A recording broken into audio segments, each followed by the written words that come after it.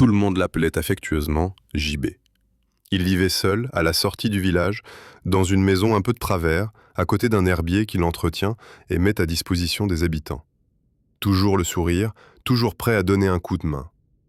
Il aidait à porter les courses, ramassait les papiers dans les caniveaux, faisait des grimaces aux enfants. Il parlait lentement, posait des questions bizarres, riait quand il ne fallait pas. On disait qu'il était gentil, un peu lent, mais inoffensif. Personne ne faisait vraiment attention à lui, et c'était parfait, parce qu'un jour, un fourgon est arrivé. Plaque polonaise. 3 hommes en repérage discret, personne n'a vraiment noté leur présence. Ils ont bu un café, demandé leur chemin, pris quelques photos. Le lendemain, un drone a survolé la zone de la centrale électrique. Et la nuit d'après, le maire a reçu un mail anonyme. Coupez la vidéosurveillance. Pas de flics, pas de bruit. Mardi, 2 heures du matin. La gendarmerie ne fut pas prévenue. Le maire a cru à une mauvaise blague. Mais mardi, à 2h03, la lumière a sauté dans tout le village. Et dans l'obscurité, des ombres ont traversé la place.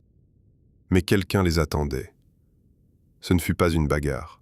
Ce fut une opération propre, silencieuse et méthodique. Des coups secs, un objet tranchant, un piège bricolé sous la fontaine. À 2h18, tout était fini. Au matin, les corps ne furent jamais retrouvés. Juste des traces de sang sous la grille d'égout. Et au sommet du clocher, une paire de jumelles thermiques accrochées comme une offrande. Le village reprit sa routine. Le maire ne dit rien, la gendarmerie non plus.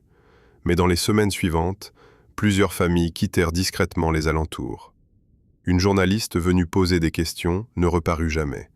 Et un drone militaire survola la région sans explication. JB, lui, continua à balayer devant la mairie, à sourire aux enfants, à faire semblant de ne pas comprendre. Et ce n'est que bien des années plus tard, en vidant le grenier de l'église, qu'on retrouva un vieux dossier. Cacheté, classé strictement confidentiel, opérateur dormant, Jean-Baptiste Briouat, dit JB.